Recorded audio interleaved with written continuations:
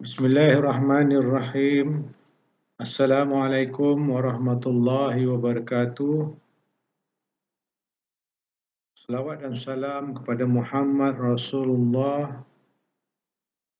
Terima kasih juga kepada guru-guru terdahulu dan juga kepada guru-guru yang masih bersama kita di saat ini dan ketika ini, membimbing kita dalam ilmu hakikat ma'rifah. Tidak lupa juga kepada kedua ibu bapa yang telah melahirkan kita ke dunia ini. Tanpa mereka, apalah yang ada kepada kita ketika ini dan saat ini.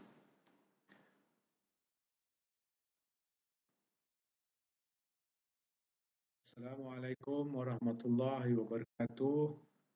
Di dalam kitab karangan Tuan Guru Haji Syahri yang berjudul Rahsia Solat di Sebalik Solat, Jilid 1, Bab Perenggan 41, muka surat 175, yang berbunyi,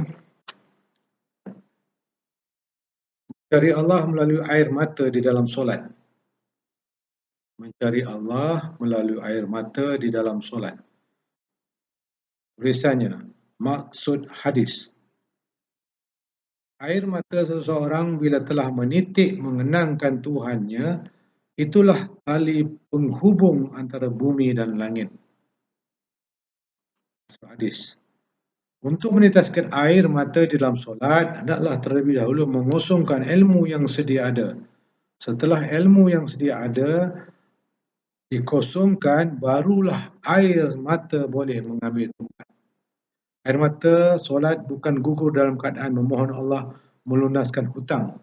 Bukan untuk mengembalikan suami atau isteri atau kekasih yang telah meninggalkan kita. Bukan gugurnya air mata solat kerana minta Allah menyembuhkan penyakit, menghilangkan kemiskinan, dan bukan bertujuan untuk Allah memberi kekayaan. Itu bukan air mata solat. Itu adalah air mata melepaskan sesak.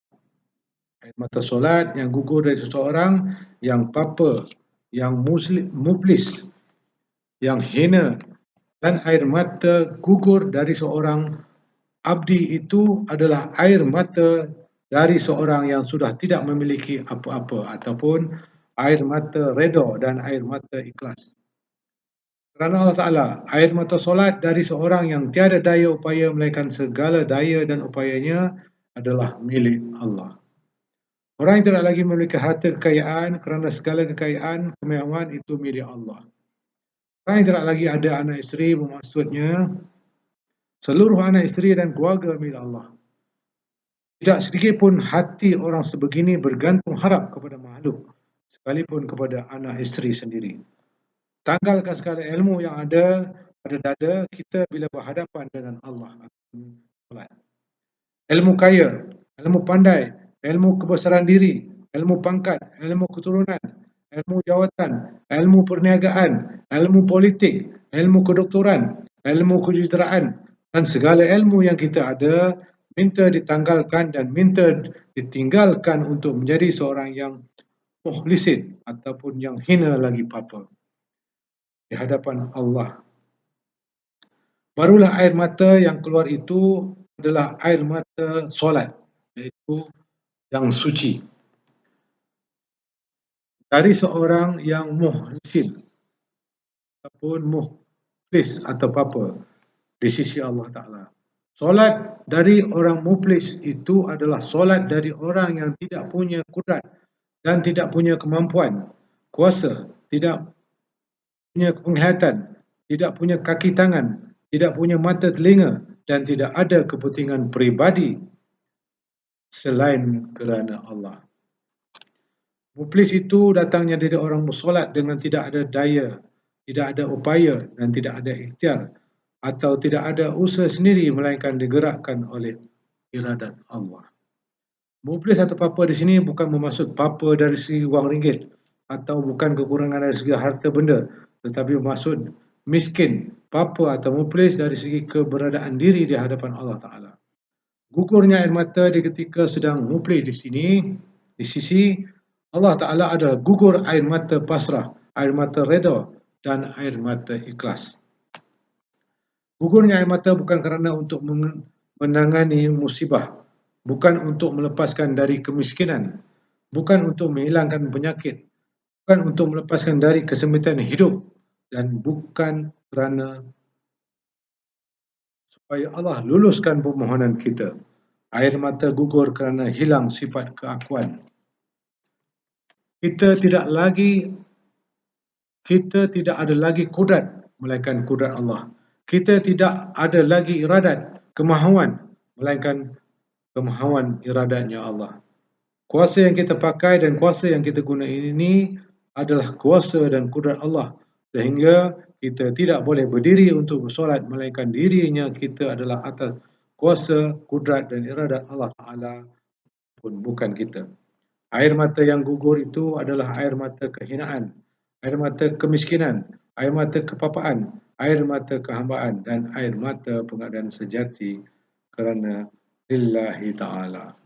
Begitulah tulisannya dalam bab ini, mencari Allah melalui air mata di dalam solat, dan maksud hadis di mana air mata seorang bila telah menitik mengenangkan Tuhannya, itu tali penghubung di antara bumi dan langit. Jadi fahamlah di sini bahawa air mata yang mengalir ketika bersolat bukannya air mata kita seumpama memohon sembuh dari penyakit, mohon kembalikan kekasih, ataupun mohon kesenangan, ataupun memohon dilapangkan di dalam urusan. Tetapi yang dimaksudkan di sini air mata yang gugur kerana lillahi ta'ala, setelah mengetahui bahawa segala gerak dan diam, kudrat, iradat, ilmu, hayat, sama' dan basar, kalam itu adalah kepunyaan Allah. Jadi solat itu bukan dari kita tetapi dari Allah. Jadi barulah timbulnya rasa kehinaan, kepapaan, kemiskinan, kebodohan kita ketika solat, kerana solat itu bukan kepunyaan kita. Seumpama hamba abdi yang tidak boleh menuntut haknya kepada Tuhan, hampunya abdi. Jadi di situlah sekian sedikit yang kita boleh kutip dari tulisannya Tuan Haji Syahri, dan saya sudahi dengan wabillahi taufiq hidayah. Assalamualaikum warahmatullahi wabarakatuh. Amin Allah.